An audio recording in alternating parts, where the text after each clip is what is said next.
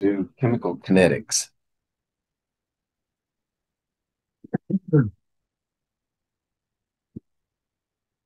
in the time remaining.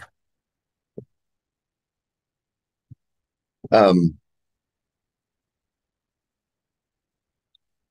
so has anybody had physics in here or physical science? Okay. When you study physics, usually the first class you get into, they divide your studies into statics and dynamics. Statics is where all forces are just balanced. And you're saying, how do you determine which force goes which way? Dynamics is where there's motion, like Newton's laws of motion. You'll get those definitely. Well, another way of expressing that dynamics is kinetics. In chemistry, we say kinetics. Kinetics means uh, carried energy by motion. So any particle that's moving, anything that's moving has kinetic energy. And um, we're going to modify that a little bit to include the motion of a chemical reaction. In other words, how fast does the reaction occur? Um, we can determine later, we're going to determine, or did we do that last semester? No, I don't think we did. We can determine, and we're going to do this later, whether a chemical reaction is favored, whether it's spontaneous or non-spontaneous. But before you get there, that's a separate discussion. The discussion now is how fast does it get there? So we need a way to express that reaction rate. And we're going to express the reaction rate in terms of concentration and time. So the change in concentration, right? And we use square brackets for that. The change in concentration of any component A in the reaction over a set period of time will give you the rate of reaction. I should put a delta here also. Change in time. Square brackets by convention mean molarity. So moles per liter. And you can use this for liquid solutions. You can use it for gaseous solutions. You can use it for anything.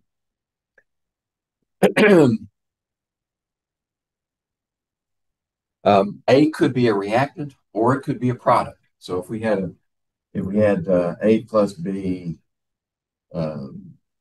yield C plus D, we would look at the change in A, which for a reaction, depending on where you start, if you typically start with some of this and some of that, then you're going to watch this disappear. So that change is going to be negative.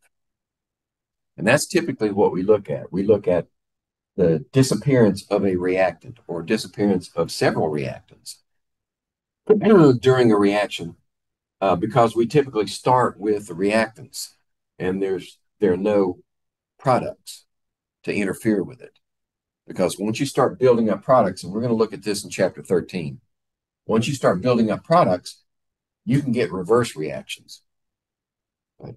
And that will interfere with the forward reaction. So we usually start we call initial reaction rates. In other words, you start with reactants and no products. You say, what's the reaction rate at that time? Now, we do watch reactions as they go progress and produce products, but those are two different ways that we can look at the rates. But this is the way we express the rate in terms of concentration, not absolute amounts, but concentration. So here's an example where we're decomposing nitrogen dioxide into nitrogen monoxide and oxygen at a given temperature. And these reaction rates are temperature dependent. So if the temperature is specified and it remains constant, then you're good to go with reaction rate. But if we change the temperature, then we're in a different ballpark. So notice we're starting off with 0.01 molar nitrogen dioxide and no products. So after the first 50 seconds, some reactions go really fast. They go in microseconds. This one is progressing in terms of seconds. Some of them take hours. Some of them take days. Right? So be careful to look at the time signature also. So after 50 seconds, how much have we lost? Well, it looks like we've lost 21, 0.0021 molar nitrogen dioxide. Okay. So if our stoichiometry is this, and it gives us 2NO plus O2, then if we start off with 0.010 molar here and here, and after 50 seconds, we end up with 0.0079, then we've lost 0.0021 molar from this. The stoichiometry tells us that if we lose that much, then we're going to show up with the same amount on this side. We're going to show up with 0.0021 molar. Okay. But the ratio of this one to this one is 2 to 1.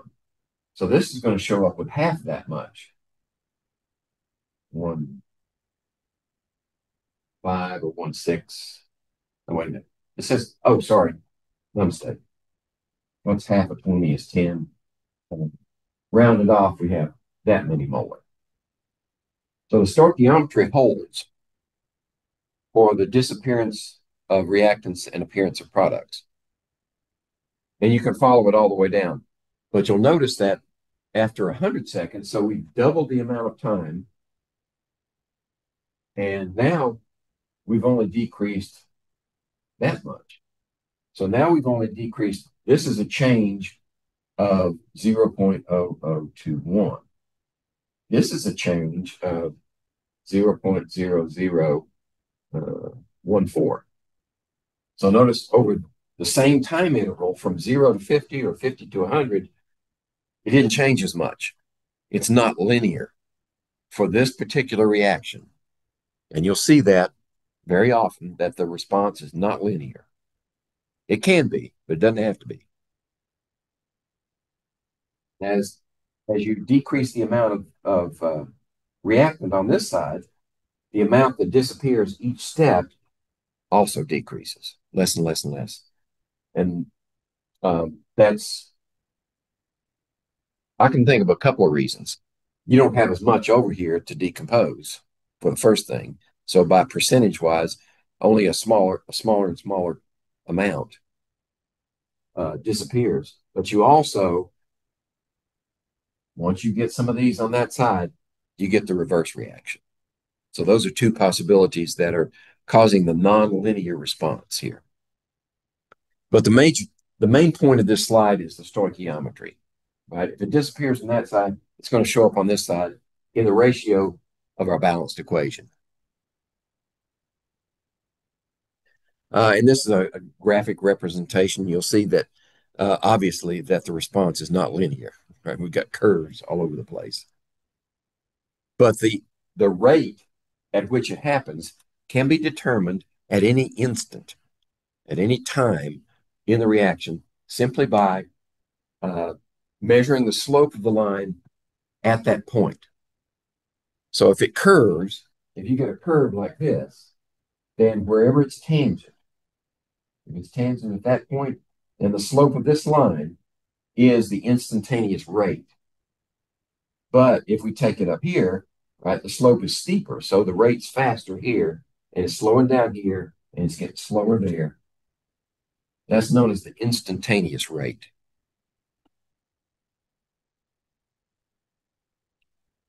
And there are various ways to calculate that slope. If you know if you've determined the mathematical formula for the curve, then you can use calculus to get it. Or if you have a good enough graph, you can measure it with you can just lay a straight edge on it and measure the slope of the line. Okay, for any reaction, we have what's called the rate law. Now, I left one statement out I usually make at the beginning. Chapter 13, if you've looked ahead, is on equilibrium. In other words, under what conditions will the reaction stabilize and appears to not move? It's stationary. No reaction appears to be happening. That is better understood once we understood stand reaction rates. That's why we do rates first, and then we do equilibrium. So the rate law is expressed in these terms. So if we have that particular reaction, again, same reaction, then we would write the rate law this way.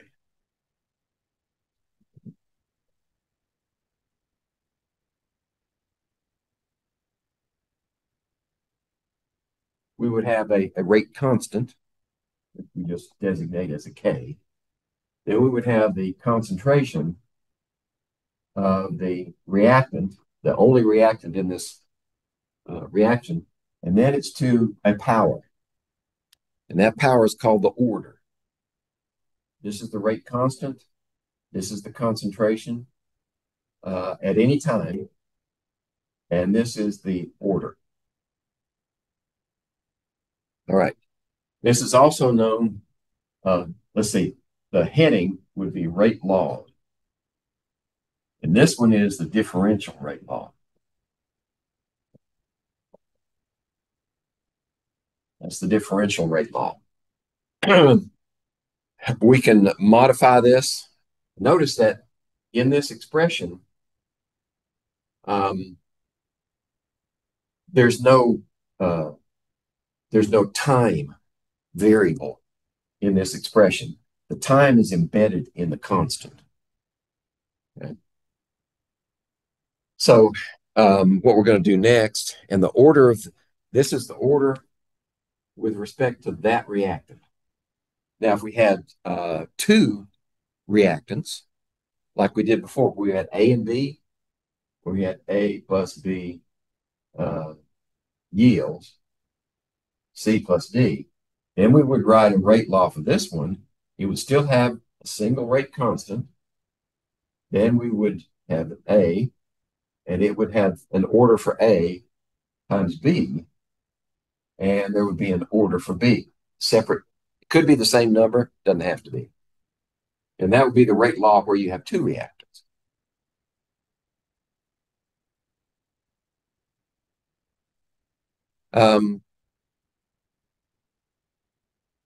We don't put the concentrations of the products in this rate law because the reaction rate is being studied under conditions where the reverse reaction doesn't contribute.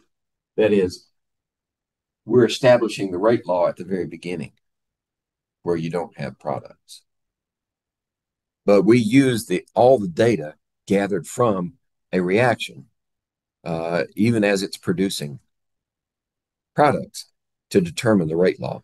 And these rate laws are experimentally determined.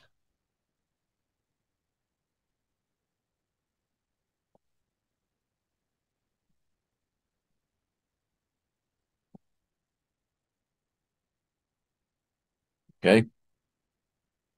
Giving out on me. Pressure.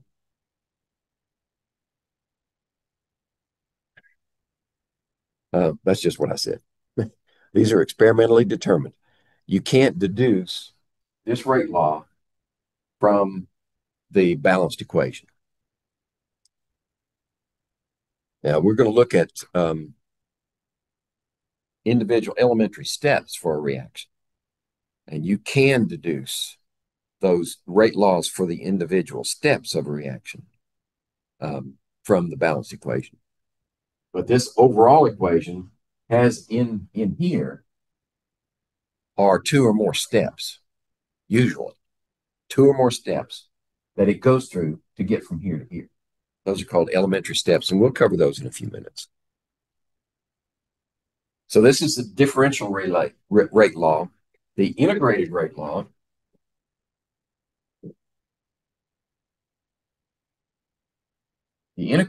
law does include time dependence, which can be valuable.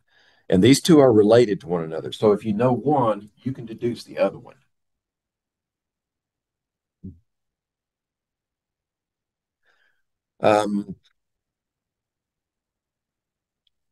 Yeah, that's just these are just summary statements. Let's see.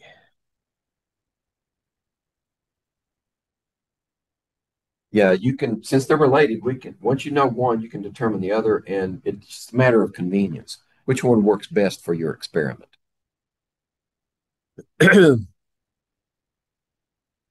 All right.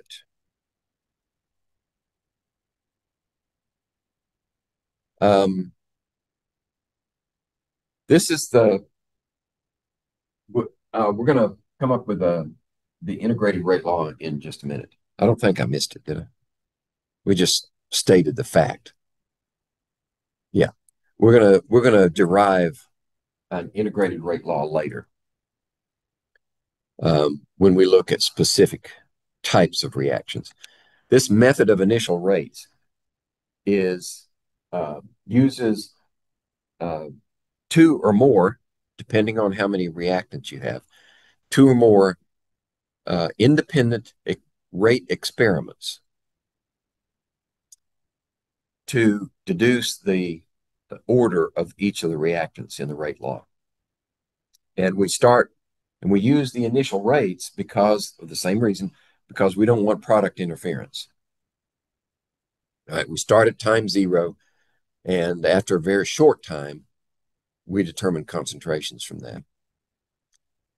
Several experiments are carried out. These are independent experiments, and they're designed by the experimenter to give you specific information about each one of the reactants. Now, that's going to make more sense once I work one of those problems on the board. All right. So there's an example, like I gave you before, an example of a uh, rate law where you have two reactants, and the order for each reactant is the power of the concentration. But the overall order is simply the summation, N plus M. So if a question comes up, says, what's the overall order for this reaction? Just add those together. Right? This is missing, right? If you don't have a number there, what is it? One. Has to be. If it's there, it's got to be at least first power. Um, and so if that's one and say this is two, then that would be three. Basic math. All right, this is just to drive home the point. The coefficients of a balanced equation are not related in any way to these orders, these exponents. We can't draw any conclusions there.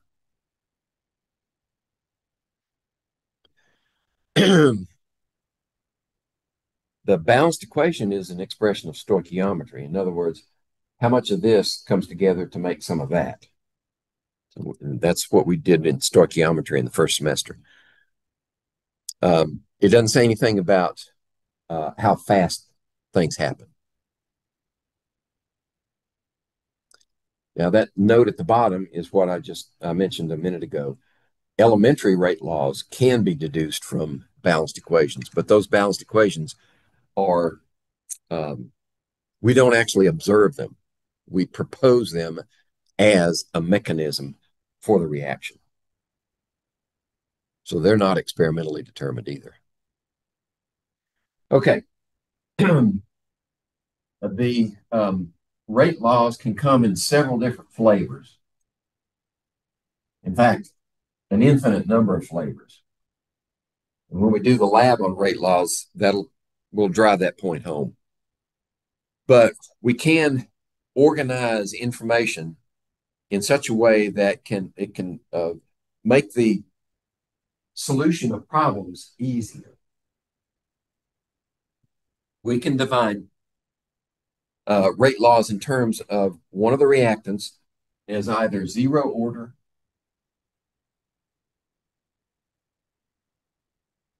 right, first order or second order.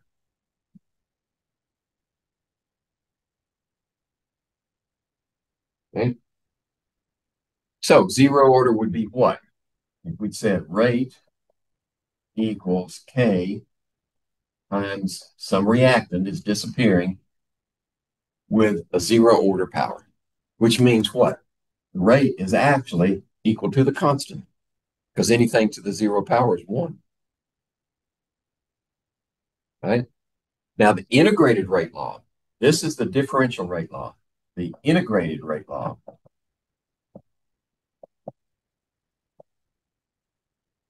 is the concentration of A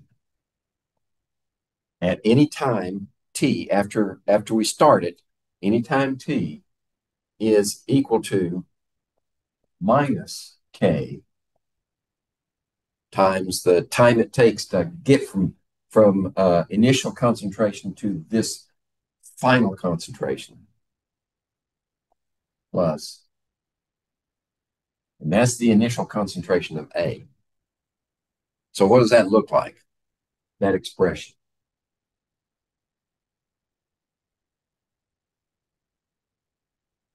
Everybody remembers?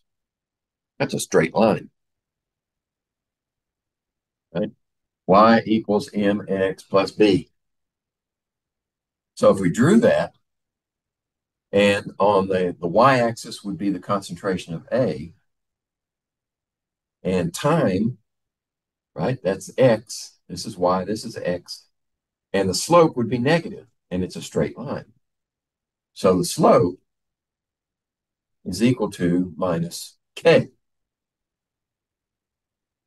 If we plot over time the concentration of A and it's zero order, then we will get this straight line. And the K value is derived from the slope. Now, the A0 value, of course, you probably already know that anyway, but this y-intercept is a 0. Okay? That's for zero order reactions. Now, all reactions are not zero order.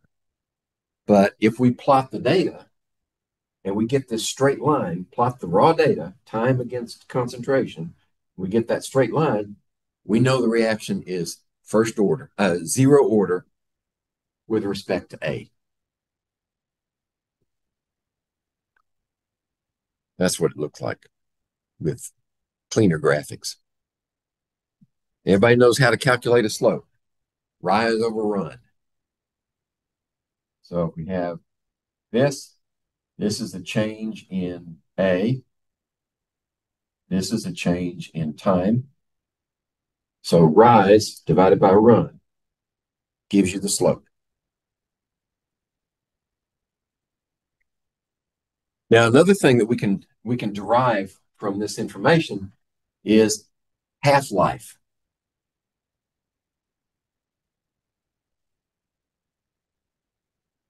Where have you heard half-life before? Radioactive decay, right? The half-life of a radioactive nuclide. Some of them take millions of years, like uranium, 230, 238, I think. Or they can happen really short, like the ones like iodine, like they would give you to do a radiograph of your thyroid. Those don't last but maybe hours. But the half-life for a chemical reaction can also be determined. And half-life means the same thing here as it does for radioactive decay. It just means after a certain amount of time, the half-life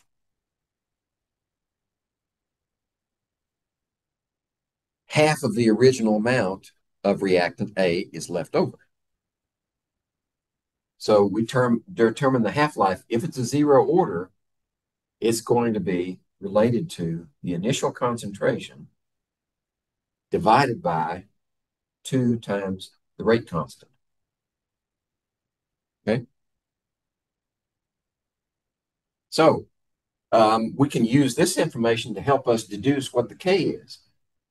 If you can figure out the half-life for a reaction, you know the initial concentration, then you can solve for the K. That's algebra. You can solve for the K, and then you can plug it into this value and give you and do a couple more calculations, and you can determine what's the integrated rate law.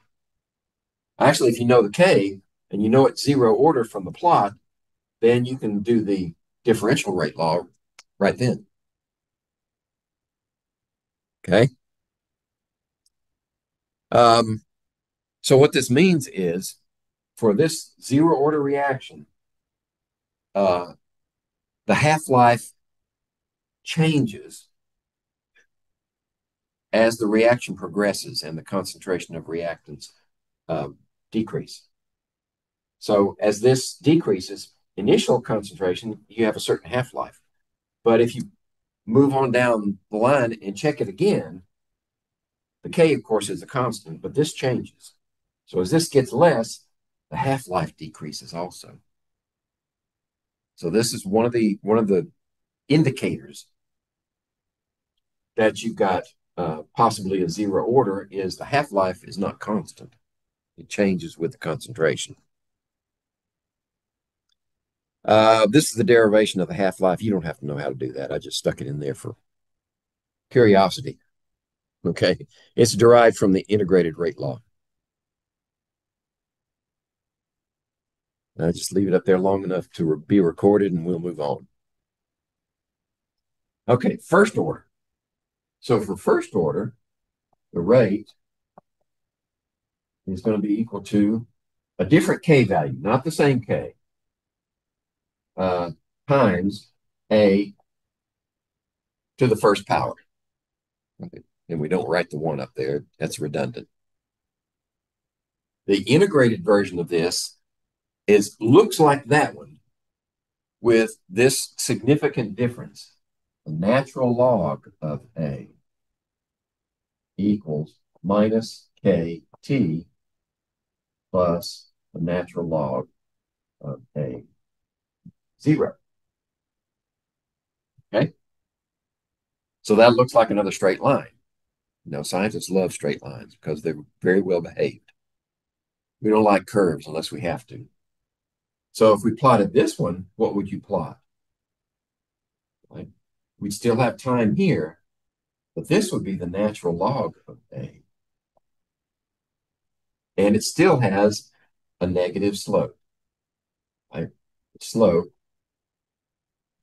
equals negative K. And this intercept is the natural log of A, 0. Okay? So if this one comes out with a curve, you know it's not zero order because it's not a straight line. Right? But if you plot the natural log of your data, of your concentrations against time, and it gives you a straight line, now you know it's first order and not zero order. Okay? And everybody knows how to do natural log because there's a key in every calculator, LN, that'll calculate the natural log for me. We used to look them up in tables. It was a real pain. Calculators fix that. Or read them off of your slide rule. Before calculators, we had slide rules. You ever seen a slide rule in a museum, maybe? Yeah. That's a K. Yeah. Right. There's the slope minus K minus K. I'd write bigger, but there's not enough room. Oh, I see. Okay. So we can this would be an example. The decomposition of N2O5. If we had an experiment where that was our reactant, it was the only reactant, right? That's important for now. N2O5 is decomposing. So we're watching its disappearance over time. And if we plotted the raw data like this, we would get a curve. But if we plot the natural log of the concentration against time, we get that straight line, right? And the slope is minus K. So we know what K is now. If we plot it and we get the slope, we just take the absolute value, and that's your K. And since it's linear with natural logs, we know that it's first order, and our K value goes here, and then we put in whatever the reactant is, N2O5 in this case, and that would be our differential rate law. Excuse me. Yeah, differential. This is integrated, that's differential. Now, we can also calculate a half-life for this one, but it's not going to be the same as the zero order. The half-life in this case is 0.693 over K. Right? What do you notice about that? Half-life is independent of concentration. It doesn't matter what concentration you start at. During a reaction, the half-life is always going to be the same. It's 0.693 divided by K. K is a constant, right? So half-life is constant for the entire reaction from start to finish. Okay. All right. And there's how that one was derived. Okay. So before we go on to the second order, let's try solving this problem. Because the way problems in chemistry are stated makes all the difference. You have to understand what they mean before you can plug them into equations. You can't just take numbers out of there and stick them in your favorite equation and get the right answer. So a first order reaction, we're told it's first order. We know we're in this box right here, is 35% complete at the end of 55 minutes. So if we have time here, and we have 35 minutes, 55 minutes, excuse me. After 55 minutes, and we have the concentration of A, and we start at some value, A0, and at this point, it's 35% complete. What does that mean? That means 35% of our original amount has disappeared. So what's the concentration here? If 35% has disappeared, 65% is still there. So the concentration here is going to be 0.65 of our original concentration. Okay, that's what that means. What's the value of K? Well, this is going to take a little logarithmic algebra. Right? We know that this equation, since we have a time value here, we're going to use this equation. All right. Now, so if we put that equation up there and we fill in, we solve for minus KT, we solve for the slope against time. And we're saying that the log of A, we've gone from this one to, we move this one over here, natural log of A minus the natural log of A0 is equal to minus KT. That's what's left behind. See, that's all I did, just move this one over here. Well, there's a rule in logarithms that the log of A divided by B is the same as the log of A minus the log of B. That's a logarithmic rule. So we go backwards from here. This would actually be the natural log of this A divided by this A. Okay. Now, how do we deal with this? Well, you have to remember what the definition of a logarithm is. Every logarithm has a base to which a power is applied. Common logarithms, LOGs, are base 10. Natural logarithms are base E. Right? So this expression is the same as this part of the logarithm is equal to that power of E. So if we said E to the minus KT, that's equal to A divided by A. Okay. Now, the problem tells us the ratio of the two. The ratio of these two, what's left over to what used to be is 0.65. Right? So we know this ratio is 0.65. The ratio of what's left over, excuse me. Yeah, this is the original. This is anytime t. So yeah, this ratio is 0.65. This is what's left over. This is what the original. And we have this much left over, 0.65 or 65%. So use the decimal equivalent. So that means let's see. Yeah. So this ratio here is equal. This is equal to that. So if we say 0.65 is equal to e to the minus kt, then the time here is 55. 55 is related to this 0.65. So that means e to the minus k times is equal to 0.65. So now we have an equation in one unknown. That k is our unknown. We have to solve for that k. So the easiest way to do something like this, if you have the base to the power, or e to the power, you would take the natural logarithm of both sides. If it was log, you would take the log of both sides.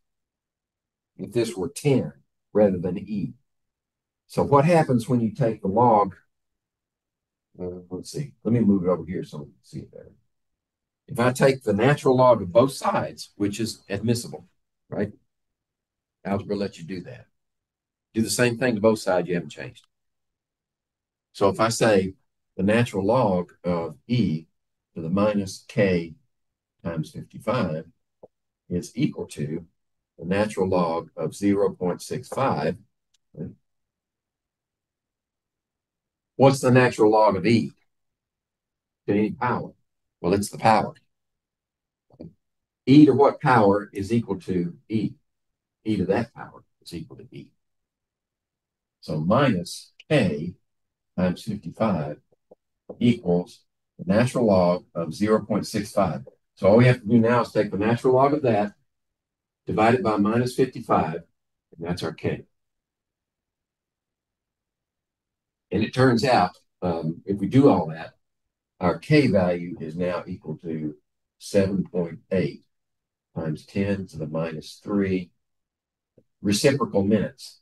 That is, that value per minute, excuse me, that looks like meters, doesn't it? Minute. Okay.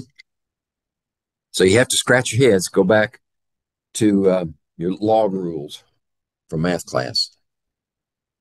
You didn't think you were ever going to do math again, did you? Nope. Chemistry uses math. Okay. So we used what we know, what we were given first order, the data that's given to solve this problem for the K. Now we could write the expression here would simply be rate equals 7.8 times 10 to the minus 3 times A. Okay. Now for second order. This is the last one we're going to study as definitive.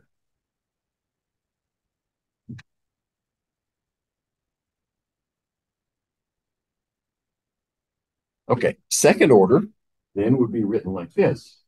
Rate equals K times the reactant to the second power. Okay? That's the differential equation.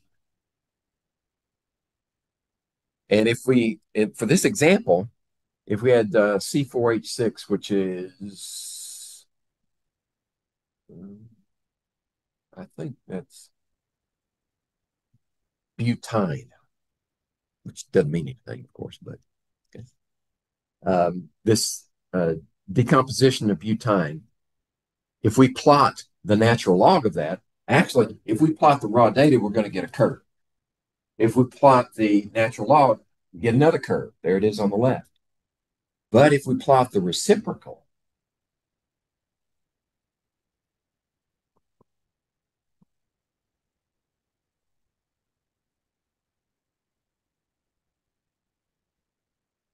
we plot the reciprocal of our data against time, and we say 1 over A, then we get a positive slope. And the slope, oops, let's stop. Slope equals K. Okay. So if we do that, say we had a set of data and we didn't know what the order was. So we'd set up a spreadsheet and we'd have time against the actual values of A over time. And then the next column, we'd have Excel calculate the natural log for each one. And then in the next column, we'd have Excel calculate the inverse of each one. And then we plot time against A, time against natural log of A, time against inverse of A. And we look at those three plots, right? And we get a straight line for this one. We know it's second order for A. Okay, that's how you use your data to determine the order for that particular reactor.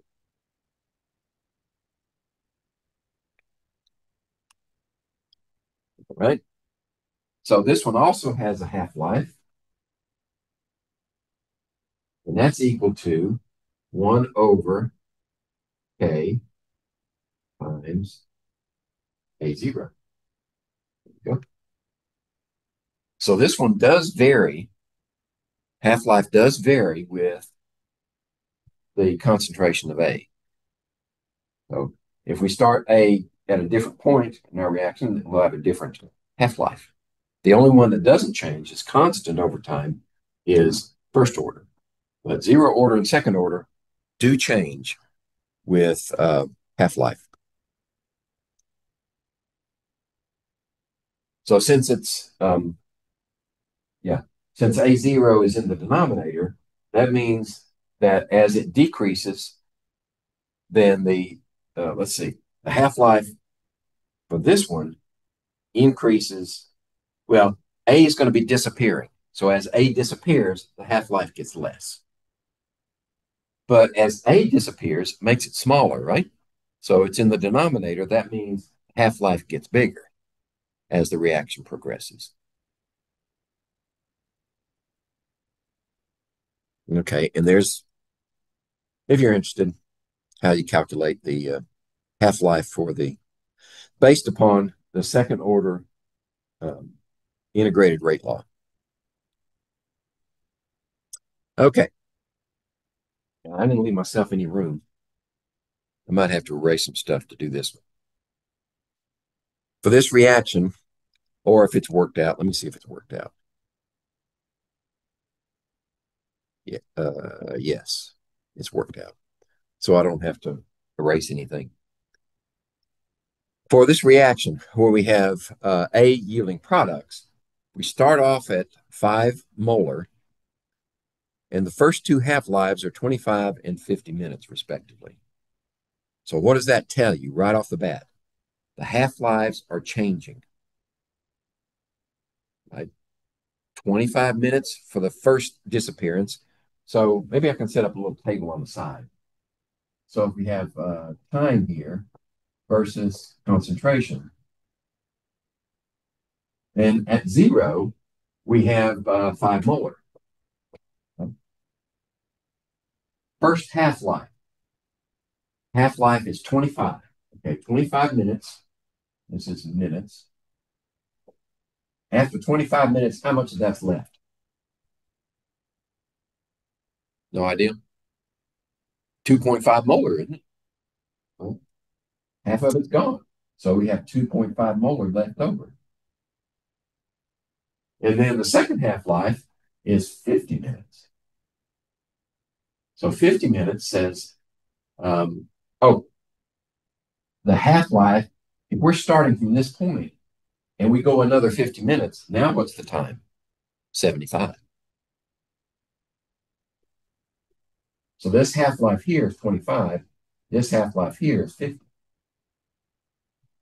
So after 75 minutes, we have another half loss. So that's 1.25 molar. Okay. Now, what is that? So far, we can say one thing definitely. Which one this is not. Half-life is different. Right? 25 here, 50 there. The half-life changes. That means it's not first order. Right?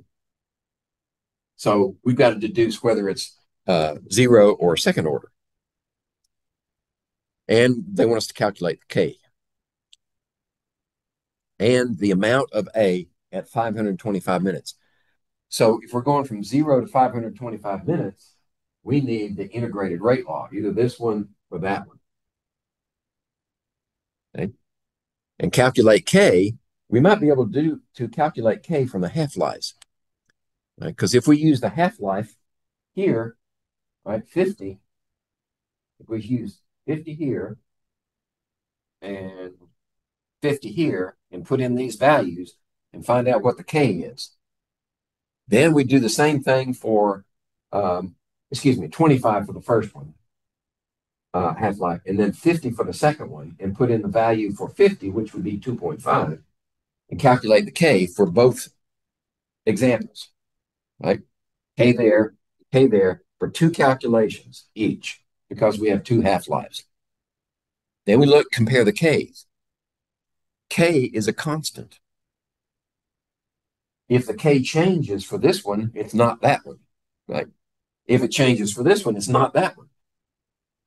So the one where K doesn't change is the correct order. And then we could use K inserted in here or here to determine our integrated rate law.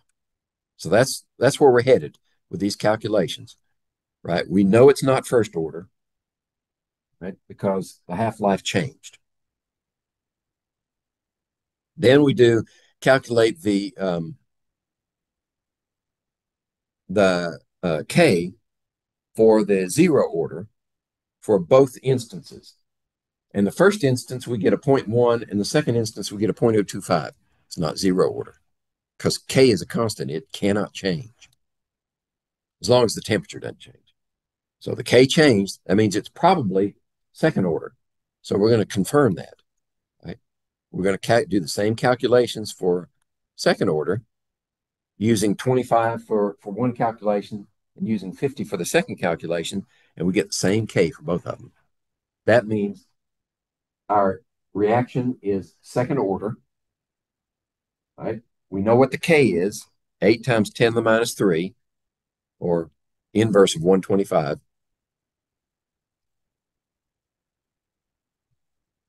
There's Kaylee with 2 E's.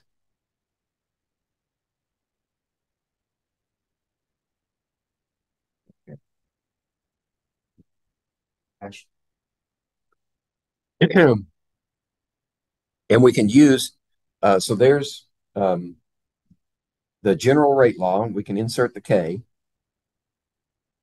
right? There's the K. And then we can use the integrated rate law. Now that we know what K is, we can put K into that equation, right? That's the inverse relationship.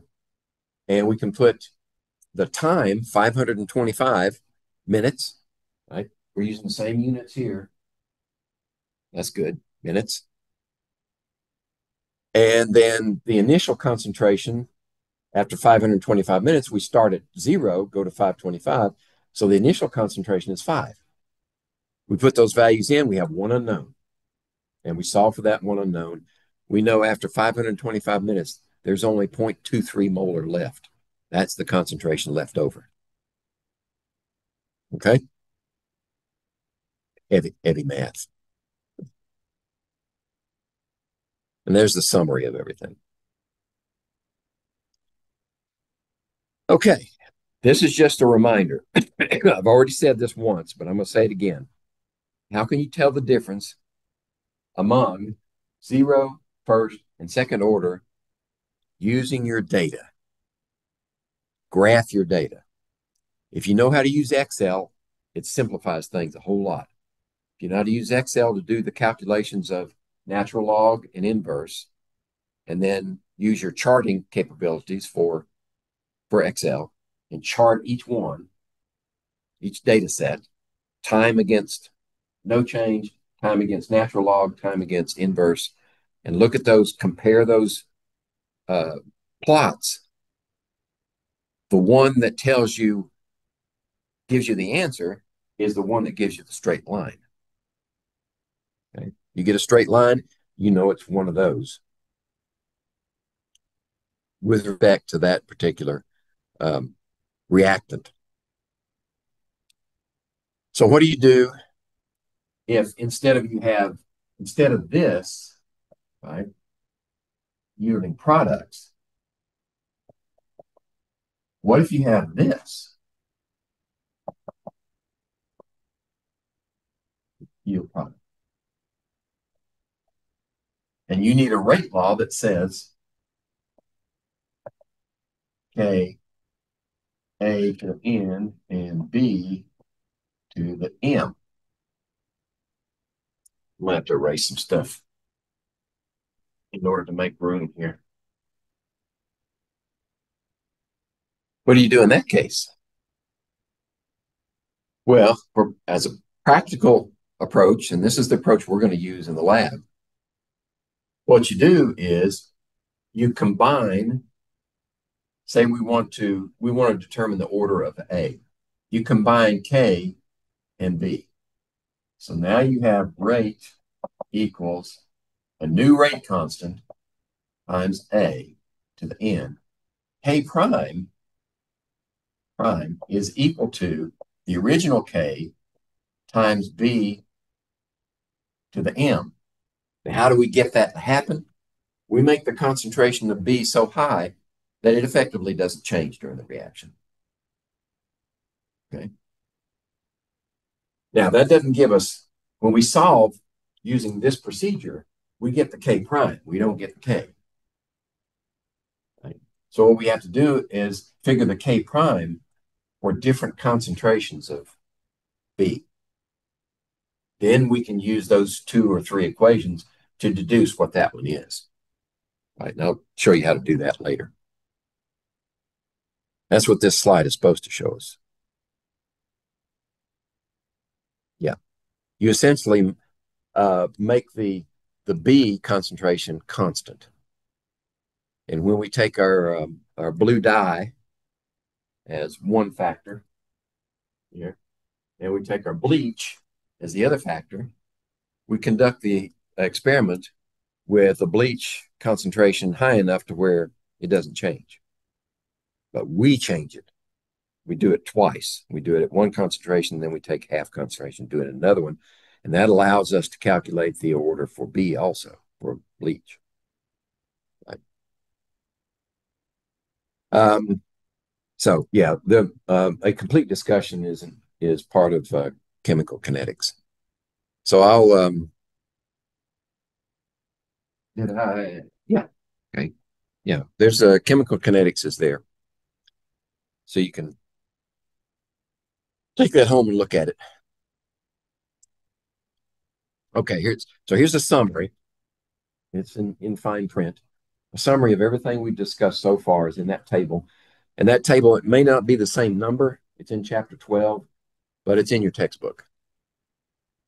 And it summarizes everything we've discussed so far.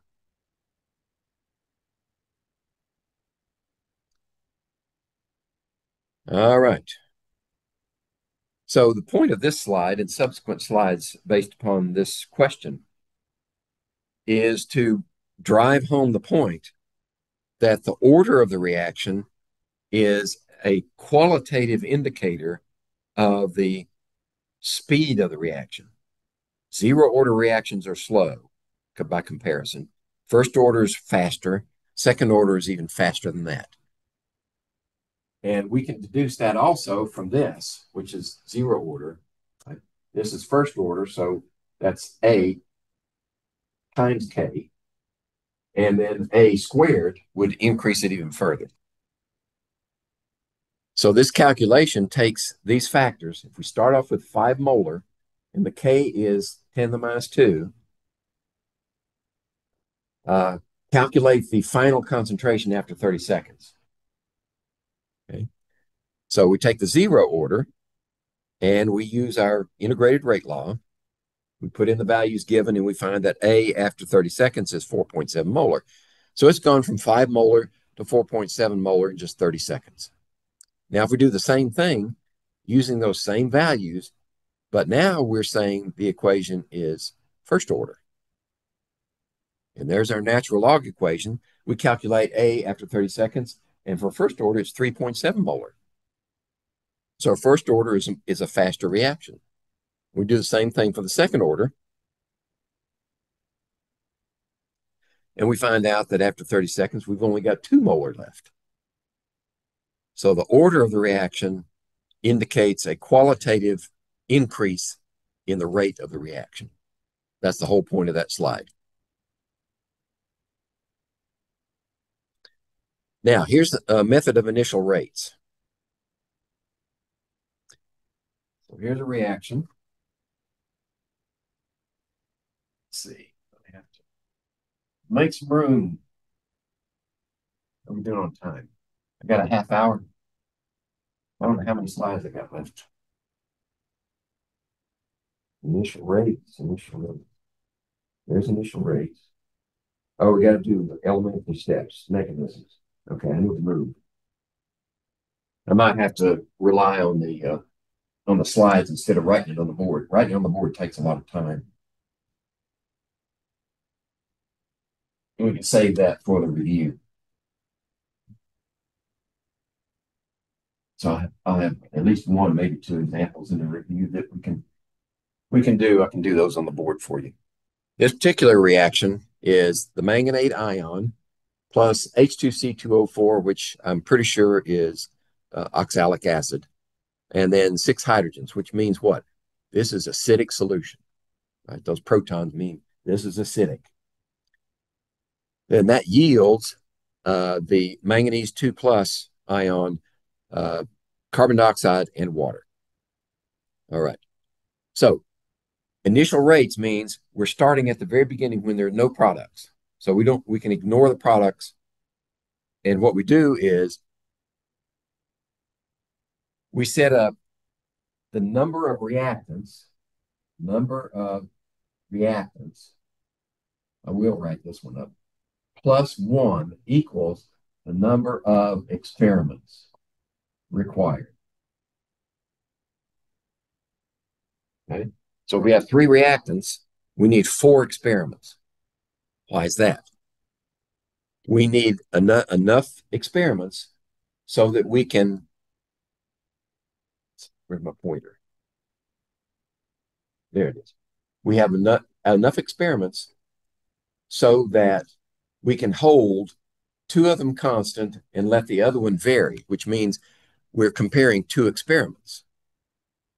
And we need to hold two of the components constant and let the third one change. So between the first one and the second one, the one that changed is the manganate. That's the one we're focused on. So if we want to find it, and that'll help us determine the order of the manganate. Then if we want to do for the oxalic acid, we hold the manganate and the hydrogen ions constant, and we let, let's see. So the second and third reaction will hold the manganate constant and the hydrogen ions constant and let oxalic vary, okay, between 2 and 3. And then for the hydrogen ions, we hold 3 and 4 holds manganate and oxalic constant and lets the hydrogen ions vary. And that's all related to the rate of the reaction. Okay. So let's see, how much did I put up here? What's the rate law? Oh, I am going to have to do it on the board. Okay. Otherwise, it won't make any sense. We can't just throw the answer up there and expect you to understand what's happening. So the equation we're working from, and we only have to put the reactants up here in order to work from these. So we have the manganate ion, and we have the oxalic acid, and then we have the hydrogen ions. And these are concentrations. So they're going to be in molarity. Okay? These three experiments. Okay, I'll tell you what I'm going to do. Rather than rewrite all that information up there, I'm just going to write the equations that reference each one. So we're going to do first, we're going to work on this one. So the rate, let's see, I can put that out here. Let's put the rate. This is the equation that's going to work for each time we do the experiment. Is a K value times the manganate to its N power times the oxalic acid, H2C2O4, to the M power times the hydrogen ions to the, let's make it P. If I put an O up there, it'll look like it's the 0 power. So it's N, M, and P. Those are the orders with respect to each one. So we're going to write a rate law for each one. The first one is experiment 1 and experiment 2. So experiment 1 is rate. What's the rate for experiment 1? 2 times 10 to the minus 4. This is the initial rate at the very beginning of the experiment. 2 times 10 to the minus 4. There. That's equal to K times MnO4 minus to the N. Well, I don't have to write that in there. Let's put the values in. Okay. What's the value for MnO4 for the first experiment? 1 times 10 to the minus 3. Okay. And what's the oxalic? 1 times 10 to the minus 3.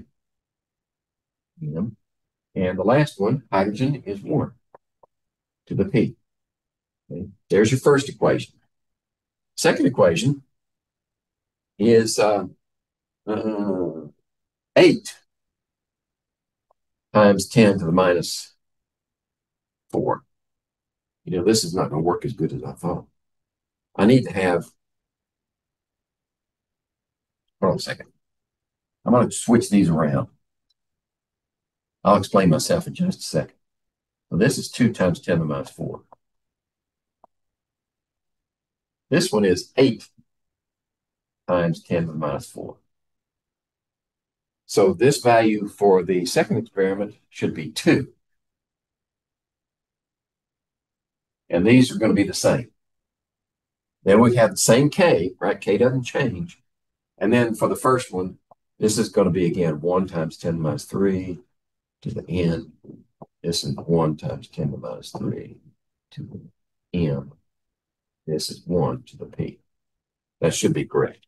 First experiment should be 1, 1, and 1. Yes. And then 8, 2, 1. Okay. So the reason I wanted to write it that way rather than 1 and 2, 2 and 1 is because we're going to ratio one equation against the other. Just like that. Okay. So what does this give us? 8 divided by 2 is what? 4. So this is 4. The k's cancel, right? That's the same as that one. That's the same as that one. And what we're left over with is 2 divided by 1 to the n power, right? If you have this number to the n power and that number to the n power, it's the same as that number divided by that number, both of them, the quotient to the n power. So this would be 2 to the n power, correct? Okay. That means n has to be equal to 2. So now we can write this. That one is 2. Okay. Then we're going to compare 3 and 2. So I'm going to move this one. This is going to be 2. This is going to be 3. And I'm doing it for the same reason. So we get a whole number, right? If I did it the other way, I get a fraction. And that makes solving the problem a little more difficult. So this is 3. That's going to change. We're still going to have KK here. Only now, this is going to be 2 and 2. This one is going to be varied. So 3 in this case is going to be 2 times 10 to the minus 3 and 1 times 10 to the minus 3, correct? And that one's the same, right? 3, 3, and 2. And this one's going to cancel, and that one's going to cancel. The rate for number 3 is 1.6 times 10 to the minus 3, and the one for 2 is still 8 times 10 to the minus 4. Okay, what's this one? Well, it's easier to do if we say, all right, what would this one be if it were 10 to the minus 4? If you make that one minus another minus 1, that makes this one 16, doesn't it? 16 times 10 to the minus 4 is the same as 1.6 times 10 to the minus 3. So if we do that, 16 times 10 to the minus 4, then 8 divided by into 16 is 2. And this one gives us 2 to the m power. So m equals 1. Okay. Now we got this one. Right? Now the last one is 4 against 3. So we're going to move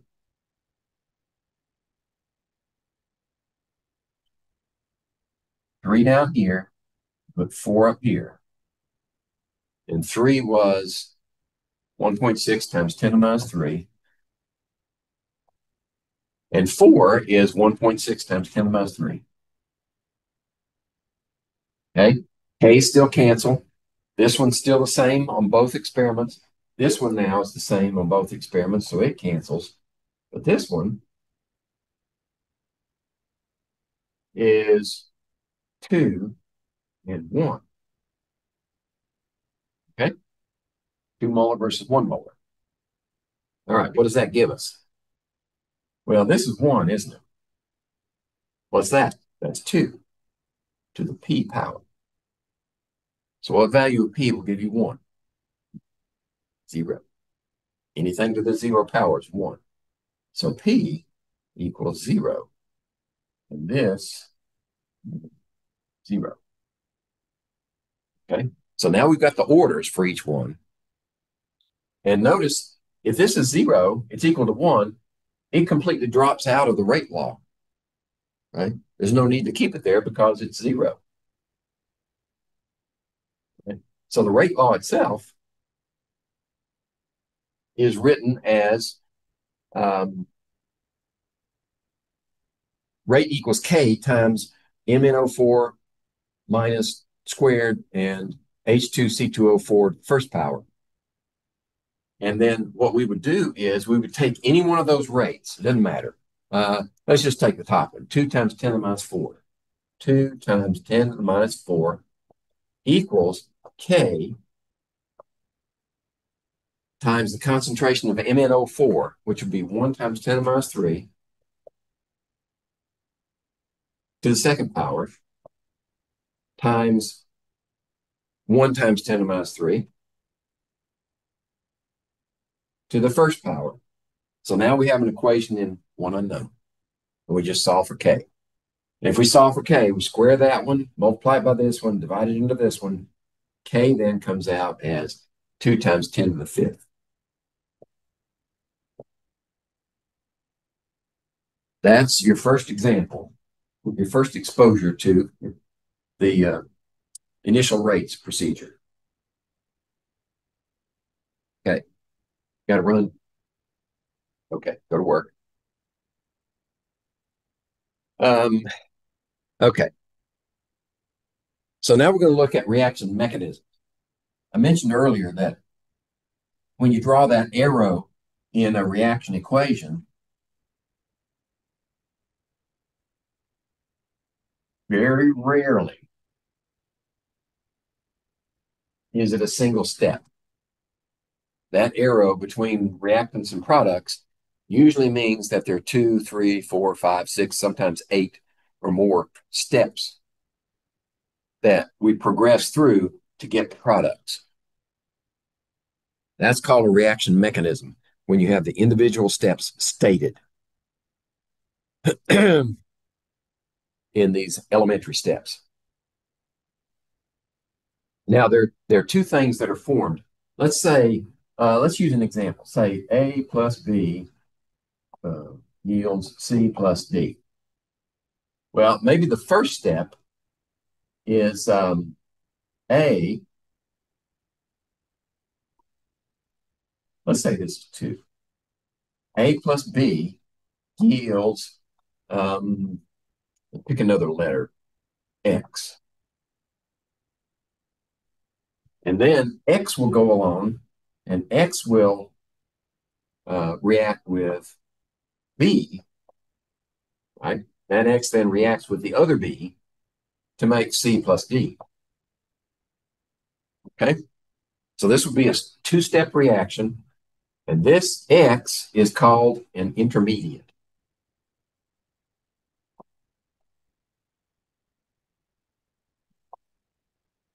Right? Intermediates are not reactants or products in the overall equation. They're formed in one of the elementary steps, and then they're consumed before we reach the products. So you don't even see them. They're actually theoretical. They're proposed. I think occasionally we've been able, with some very fast laser experiments and electronics, we've been able to detect intermediates. But for our purposes, we can assume that the intermediates are ghosts, right? They come and go during a reaction in the elementary steps. Here's an example.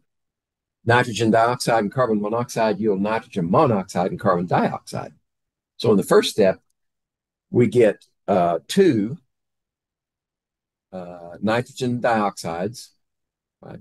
How'd that happen? There's only one in the equation. Well, in the reaction mixture, you don't just have one NO2 molecule, right? You've got billions of them. So 2 of them happen to react to give you the nitrogen trioxide and carbon monoxide. And nitrogen monoxide. So there's one of the products on the far end.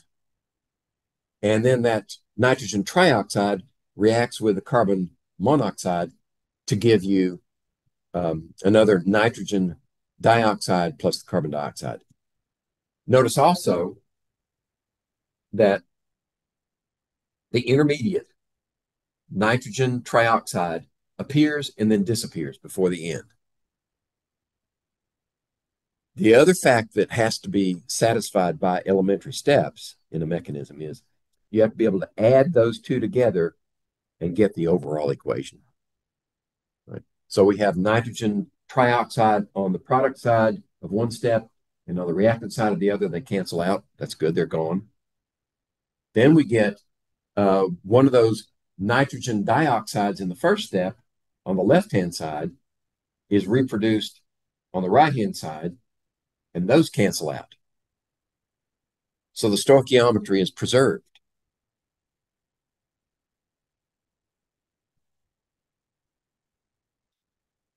Now, in each elementary step, we can say something about the elementary step reactions.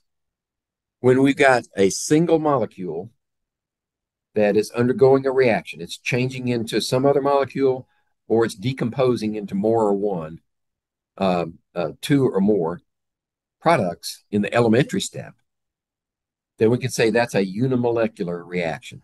There's only one molecule involved in the reactant as a reactant. So that step is first order.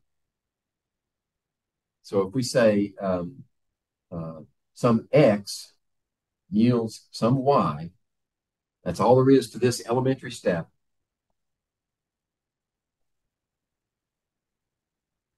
Elementary step one. This is unimolecular.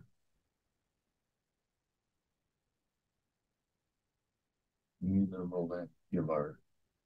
And the order is first order. Right? So we could write an expression for that. We could say the rate of this first step is equal to some K value times X to the first order. Okay, I mentioned that earlier.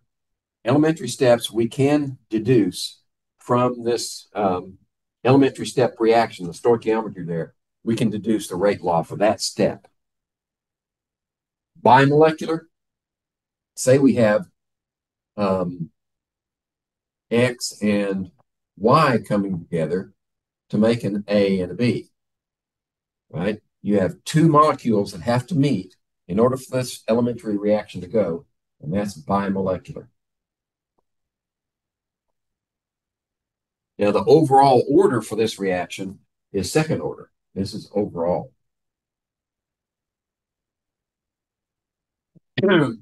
But the rate law for this second one is equal to K, and then X to the first order and Y to the first order, because their coefficients are 1 and 1.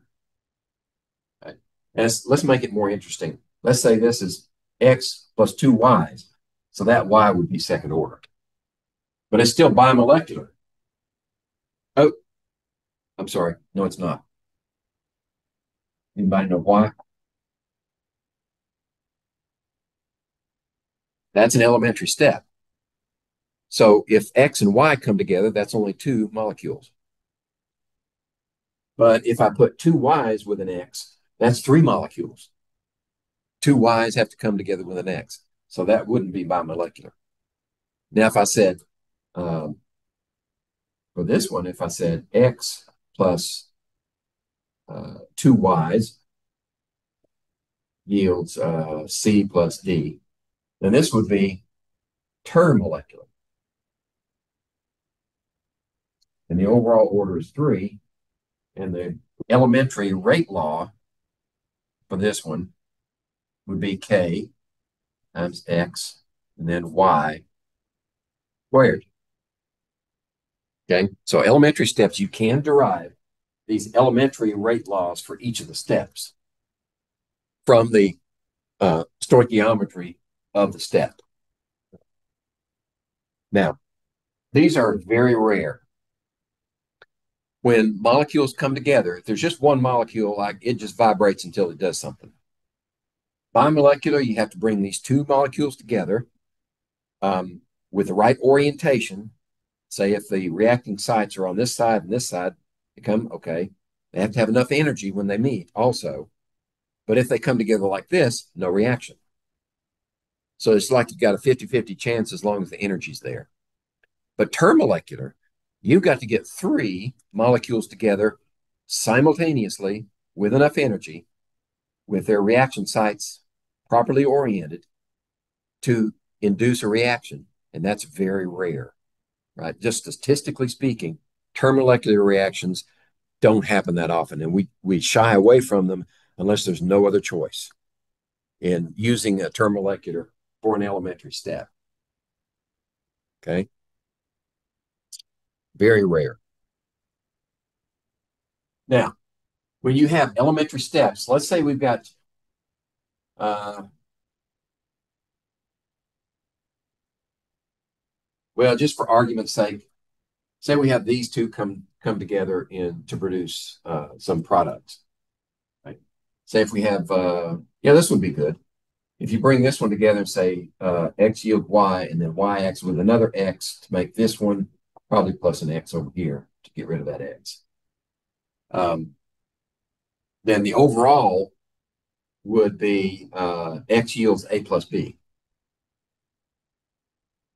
The overall reaction would be X yields A plus B. But there are two steps here, right?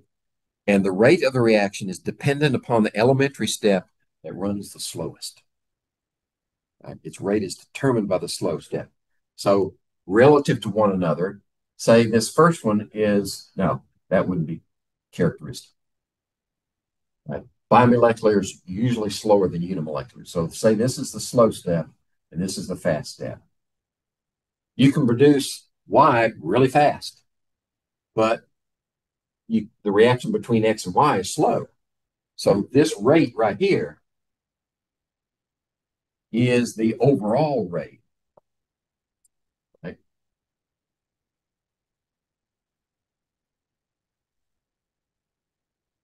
10 minutes. Hope I can finish. So we can use this elementary step as a starting point because we know that this rate is going to be equal to the overall rate for the experiment. And then we can invoke the other steps in there to determine the overall rate law. All right, so just to restate, when you sum up the elementary steps, the stoichiometry, the reaction expression, must be equal to the overall balanced equation for the reaction. These elementary steps must add up to the overall. And the mechanism that we propose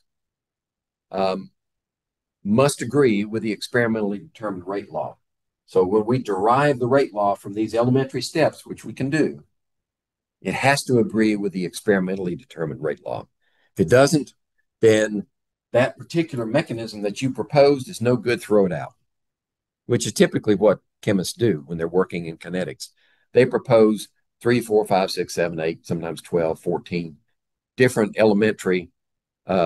different mechanisms with elementary steps. And then they start whittling down until they get to the one that fits the data the best.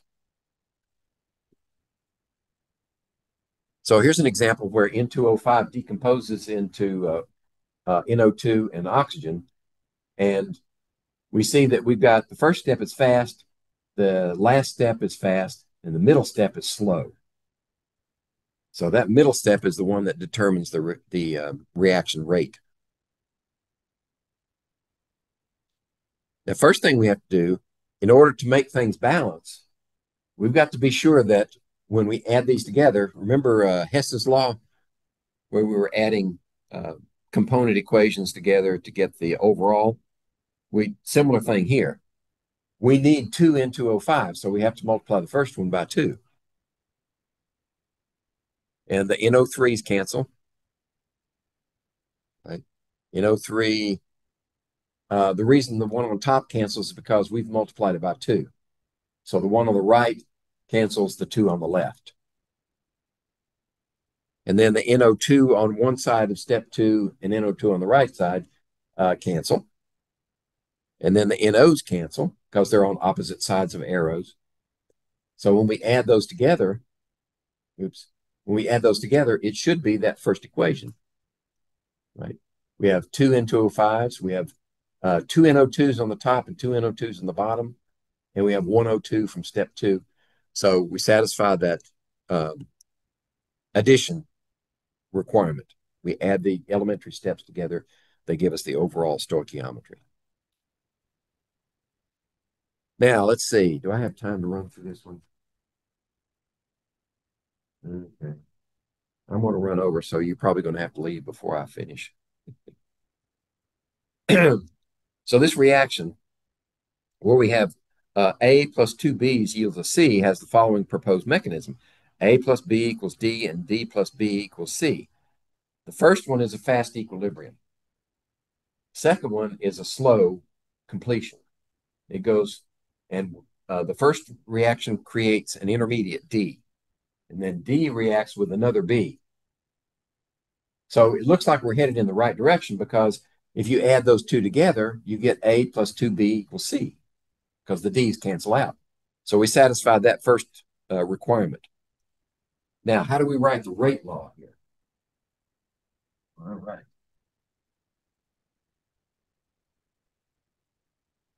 Let's make some room.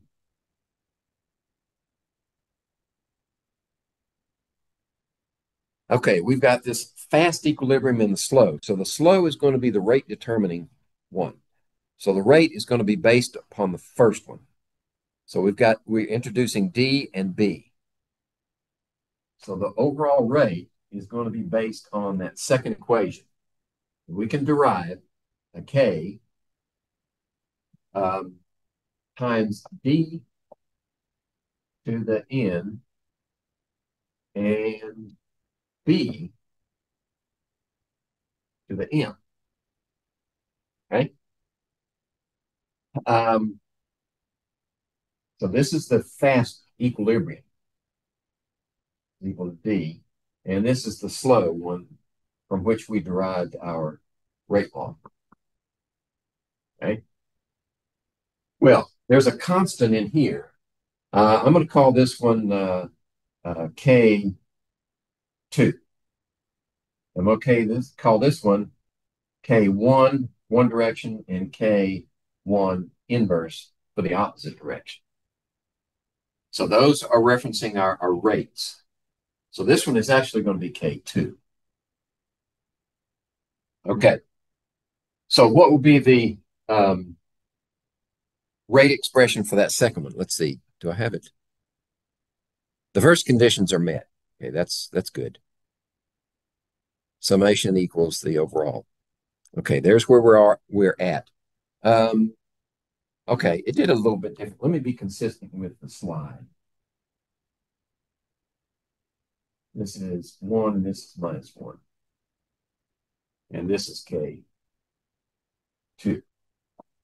Okay, so now we're consistent. All right, the next step is, well, we've already taken the slow step, and we've produced this one. Actually, that's not true. This coefficient is 1, this coefficient is 1. So this order is 1 and 1 based upon the elementary step. Okay. The problem with this one is there's no D in the overall equation.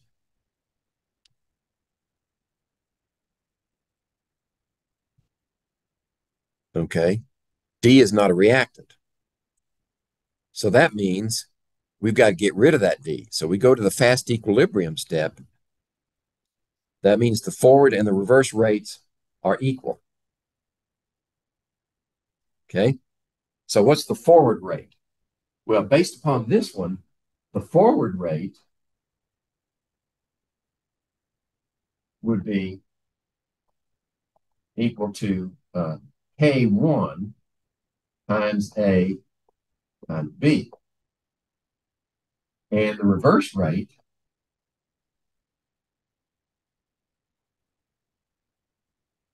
equals D, K minus 1 times D.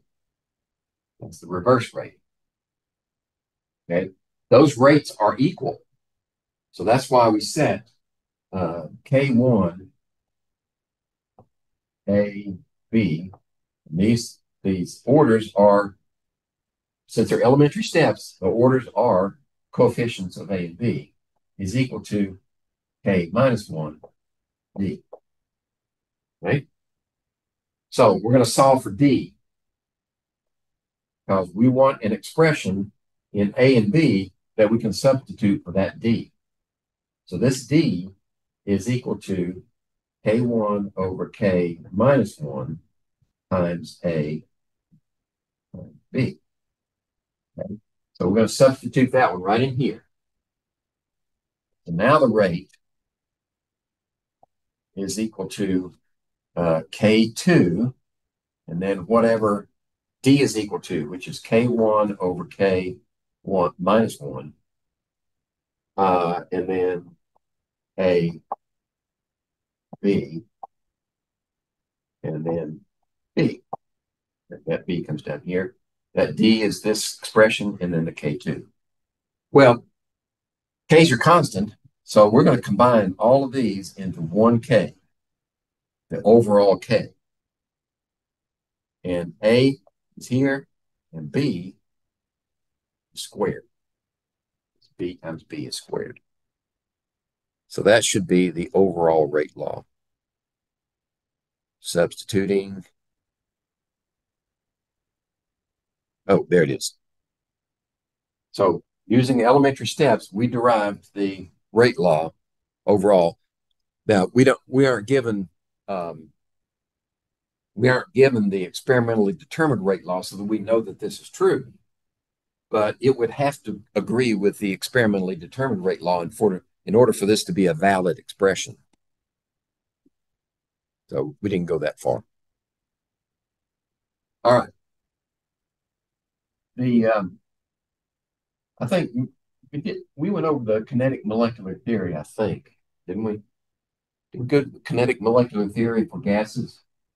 I think we did at the end of chapter 6 in the first semester. This is kind of a carryover from that. This is the collision model based upon the kinetic molecular theory. All right, the first proposition for the collision model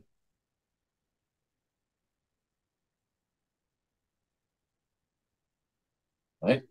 First, reactants must collide. They have to make contact. See you Thursday.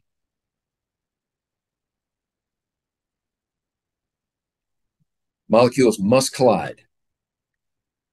And second, they must collide with sufficient energy, which is equal to the activation energy for the reaction. And this is related to temperature more often than not. It doesn't have to be temperature, but in most cases, yeah, this is proportional to temperature. And then the third requirement is orientation.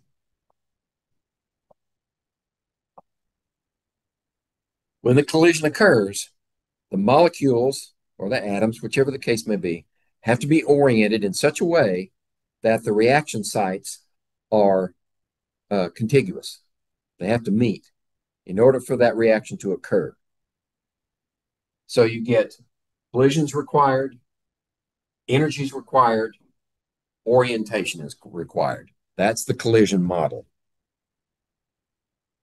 What do we mean by activation energy? It simply means the amount of energy that's required just to get the reaction going. In other words, not just going, it has to perpetuate.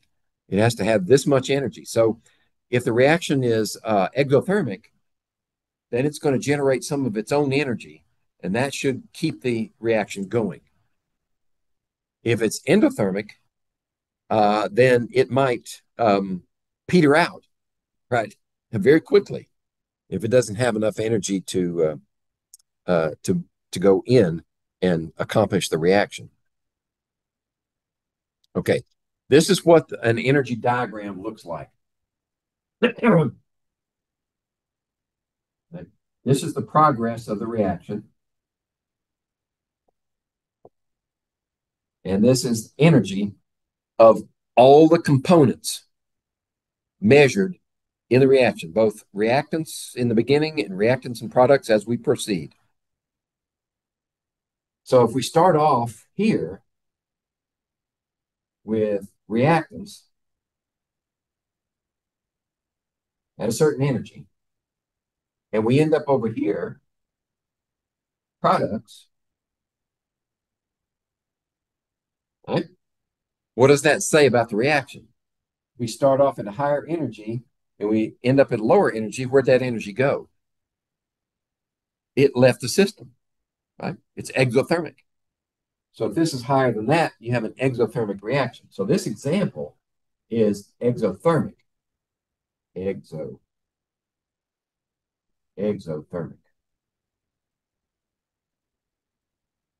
Okay. But in between, we have to add enough energy to reach that point right there and just a little bit more. This produces a transition state or an activated complex. So here is transition state where some bonds are being broken and some bonds are starting to be formed.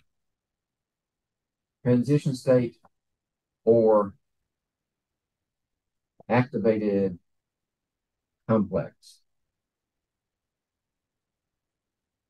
If you make it just a hair past that hump, then you're going to proceed down to products. Okay. How much energy is the activation energy?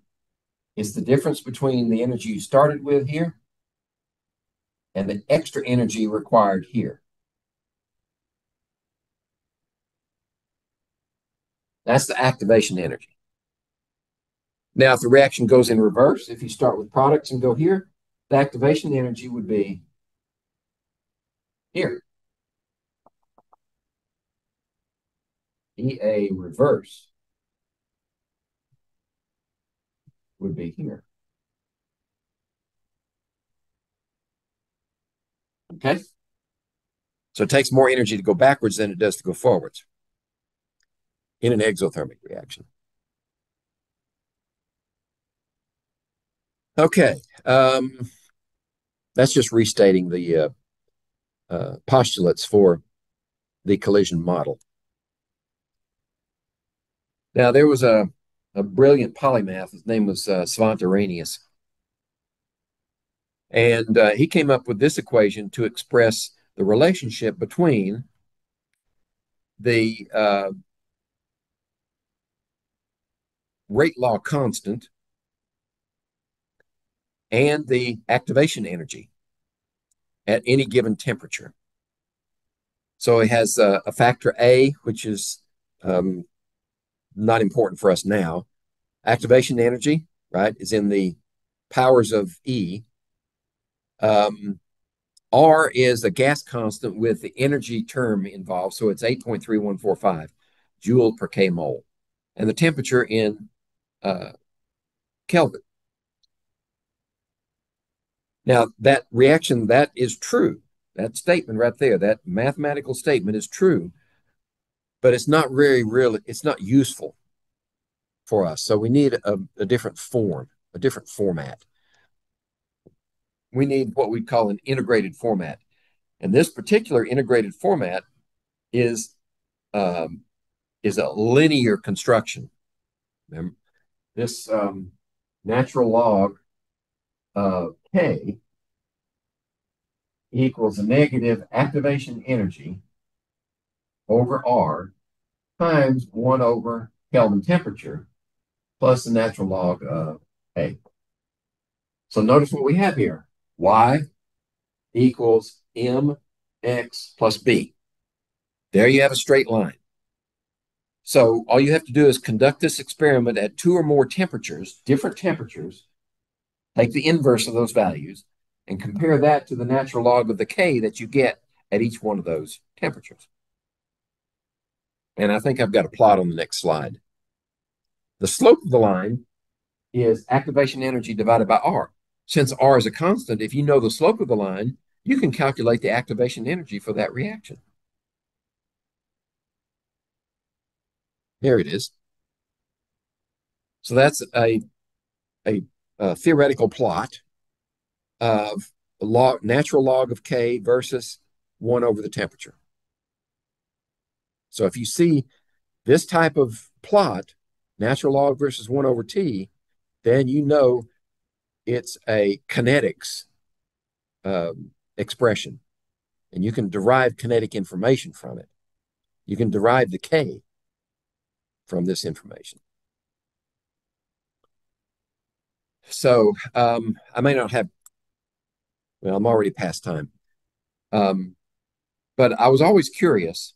My bachelor's degree is in biology. And I remember one of the first rules of thumb that we were taught was chemical reactions, whether they're purely inorganic or whether they're biochemical reactions, follow this rule of thumb. And it's approximate. So what they're saying is, in this rule, is the rate of a reaction increases, it doubles for every 10 °C increase in temperature. So if I'm at 20 degrees and the reaction rate's this, if I go to 30 degrees, it's going to double. Well, that's a rule of thumb, right? It may not be exactly double, but it's in the neighborhood. So when I came to this topic in kinetics, I wanted to know, what would the activation energy have to be for a given reaction that occurred between 25 degrees and jumped to 35 degrees? What would that activation energy have to be in order for that rule to be exactly, perfectly obeyed? And that's what this calculation does. So first temperature, T1, is 25 degrees, 298 K. Second temperature is 35 or 308 K. Right? We're going to work from the original Arrhenius equation. So we know that different Ks, right? We have different Ks at different temperatures. So K1 is an expression for the lower temperature. K2 is the expression for the higher temperature. But we know that the higher K, that rate constant, should be double the first one. So K2 is actually equal to 2 times K1. So when we ratio those two in this second step down here, we ratio those two, we put the expression for K2 up here in terms of K1, right? So we have 2 K1s over K1. And then the numerator has the second temperature, and the denominator has the first temperature, right? And the activation energy is the same, right? For any reaction, the activation energy is constant. So we can solve that equation. We just continue down here. We combine terms using proper logarithmic and exponential rules. And we end up with this expression at the bottom, a power of E. And the next slide carries it further. So we take the natural log of both sides, and we resolve the equation to find out that the activation energy that would perfectly obey that rule of thumb, 10 degrees equals twice the rate, would have to be 52.9 kilojoules per mole. That's the activation energy that satisfies. Any higher reaction activation energy would decrease that value from double to something less than double. Lower activation energy would allow the rate to increase higher than double. Okay. So that's what I'm saying there in that calculation. Okay. I think the last topic we're going to talk about is is catalysts. So what's a catalyst? Well, I'm going to leave this diagram up here and just clean it up a little bit. Actually, it'd be better if I had a larger one. Well, I don't have enough time, so let's work with this one. If this is the reaction rate with nothing added to it, and I'm referring to catalysts. A catalyst is anything we add to a reaction that causes the reaction to occur faster. But the catalyst, while it participates in the reaction, is not consumed by the reaction. So in with reference to that, if we have this reaction where we have A yields B at a given rate, and we say we add a catalyst, X is our catalyst. The X does involve itself with the reaction, but if we say something like this, A plus X yields C, and then C yields B plus X. So this, remember, this is an intermediate. And X is a catalyst. Right? So the reaction runs faster, but the catalyst comes in one end and goes out the other, as if it's unchanged. In fact, it is unchanged. Whereas an intermediate is produced in the reaction and disappears before you get to the end. That's the fundamental difference between intermediates and catalysts. What the catalyst does is it provides an alternate mechanism, an alternate pathway for the reaction, which has a lower activation energy. So with a catalyst, we would have an activation energy that might be down here, right? So this would be activation energy with a catalyst.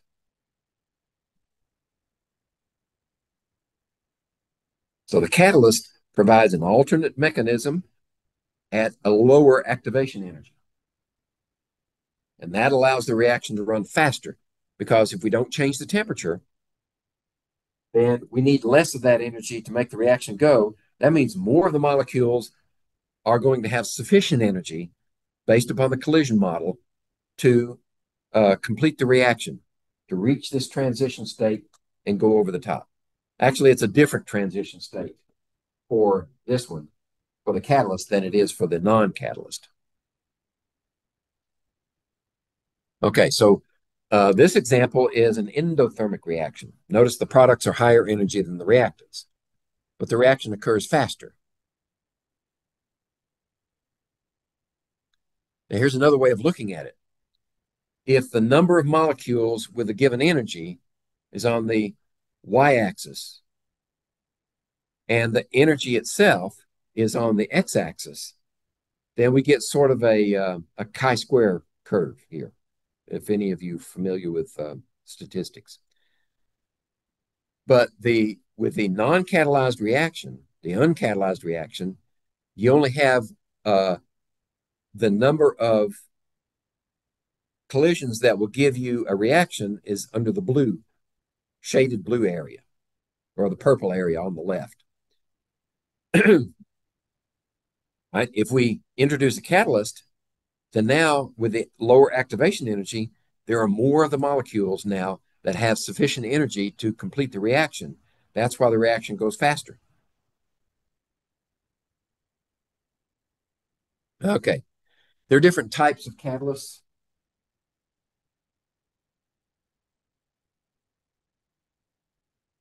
And this is simply a definition. A heterogeneous catalyst is one in which the catalyst is in a different phase than the reactants.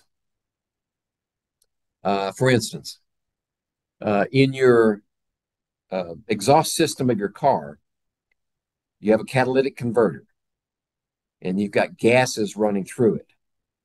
Well, the catalyst is on the surface of a ceramic matrix, right? So it's in a solid phase, whereas the reactants and the products are gaseous phase.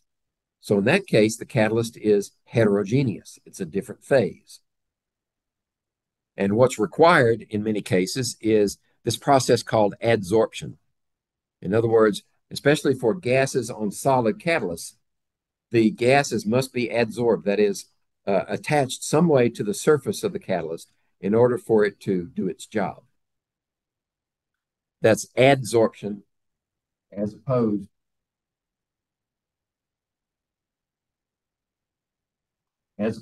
to absorption. Absorption is like a paper towel picking up a spill. Adsorption is a surface phenomenon that occurs when something is attracted to and attached to the surface of a solid. Okay, so when this catalyst works, it goes through several steps. You adsorb the reactants, and the reactants are adsorbed to the surface, and the catalyst offers an alternate pathway. And that pathway requires that the reactants migrate toward each other on the surface of that catalyst. And when they do that, then they have the opportunity to be properly oriented and react with lower energy. Then once the reaction occurs and the products are adsorbed on the surface, they desorb from the surface and they're released to the exhaust stream. So this is a artist rendition of a catalytic converter in your car. When catalytic converters first came out, the ceramic matrix was just a lot of little beads, and the beads were coated with platinum and palladium as the catalyst. Well, shade tree mechanics figured out pretty quick that all you had to do, because catalytic converter in your exhaust system produces back pressure, and it robs your engine of producing the horsepower. So the catalytic converter in the beginning made the engines weaker. So shade tree mechanics just took a screwdriver and they poked a hole in the bottom of the catalytic converter, and all those beads came flowing out. And then they just brazed over the surface and they went on their merry way with the same power they had to begin with or before the catalytic converter. So the manufacturers got wise, and now they produce, rather than ceramic beads, they produce a ceramic honeycomb-like thing. It's a matrix, a ceramic matrix, and that's coated with the catalyst. Now you can't get it out of there legally.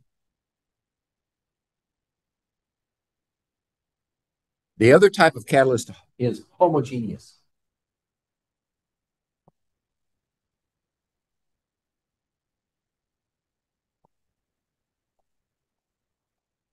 Homogeneous catalyst is of the same phase as the reactants.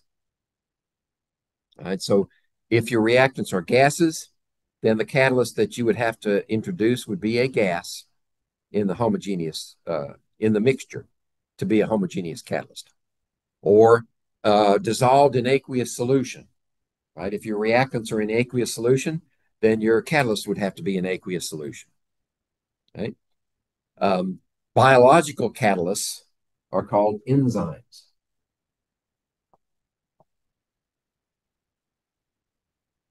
Enzymes behave similarly to inorganic catalysts, but with some very special distinctions. Right? And inorganic, let's see, this enzymes versus inorganic catalyst. Uh,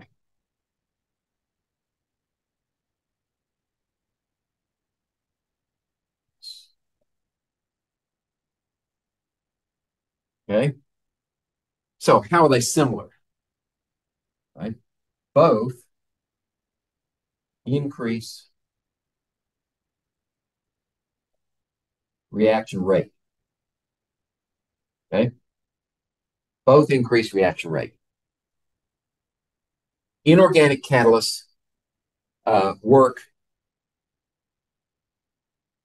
in forward and reverse. Right? So they can run the reaction in reverse as well as run it forward. Whereas enzymes usually one way. They either go from reactant to product, or if you need to go back the other direction, you need a different enzyme to go back the opposite direction. Okay. These are controlled only by concentration and temperature. Right? So you can change the effect of the catalyst by changing the temperature of the reaction mixture or the concentrations. Whereas enzymes are, let's see, that's one. The second one, usually one way. Enzymes exhibit variable control by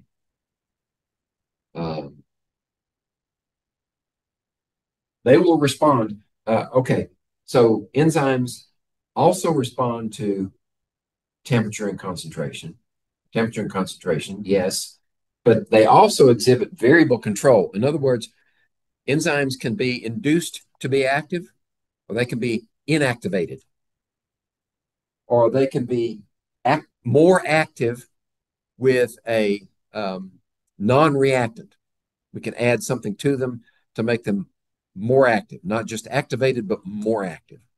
So they exhibit variable control.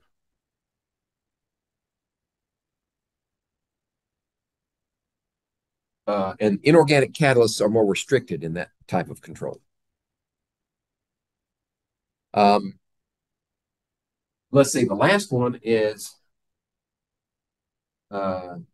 relatively stable at high temperatures. And these are restricted to a narrow temperature range. Right? That's why our body temperatures are ideally at 98.6, right? Roughly in that region. That's when the enzyme systems in our bodies, in the human body, in the cells, are at their most efficient and controllable. If your temperature decreases, then the enzymes become less active, right? And if the temperature increases, you have a high fever, then those enzymes may become inactive also because of various factors. One possibly could be coagulation, right? You destroy the three-dimensional structure of the enzyme, which is essential for its proper functioning.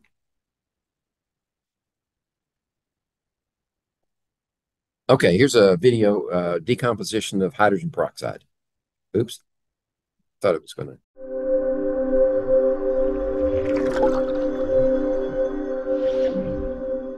Can try yours. So that's the technique. Just dump it right in and see what happens. Oh wow. Okay. Okay. So whoa, we're releasing okay. lots and lots of oxygen gas. Okay. So why don't you go ahead and do yours now? Yours is a little bit different container. It's got, just dump it in really quick. Okay. Perfect. Yours is like more. And you just generate tons and tons of oxygen. It's being trapped by the soap. Okay. It's like a supersized version of what kind of happens when you pour it on your body. Sure. Where that catalase enzyme breaks it down. But again, we're not actually cleaning anything, if you will. Technically, the hydrogen peroxide, when it generates this oxygen, can kind of dislodge big hunks of stuff. This is like more of a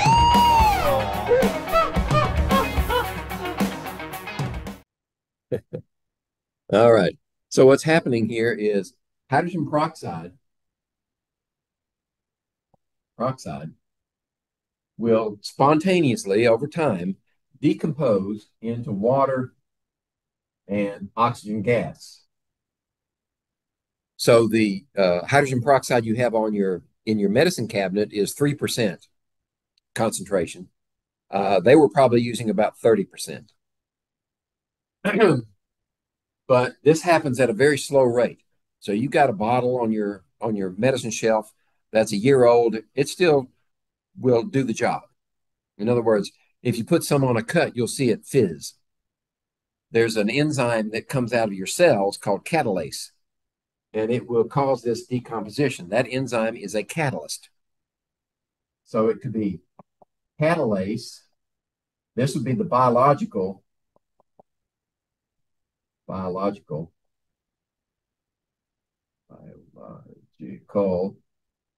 catalyst or an enzyme. And the one they were using there is an inorganic. They used iodine and potassium iodide. So that's an inorganic catalyst. But it accomplishes the same thing. It speeds up the reaction. Let's see. Oh.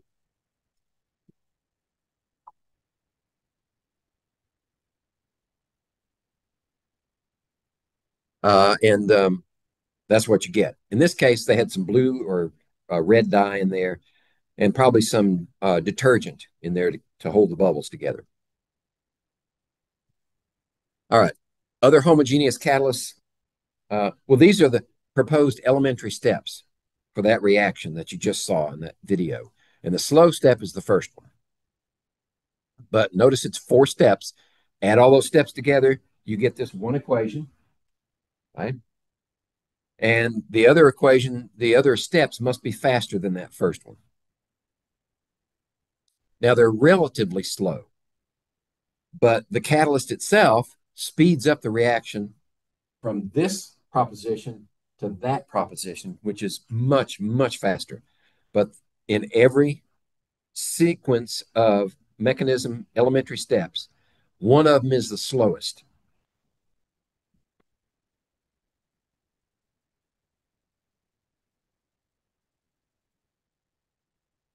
All right, we have other homogeneous catalysts that are not so good, like ozone.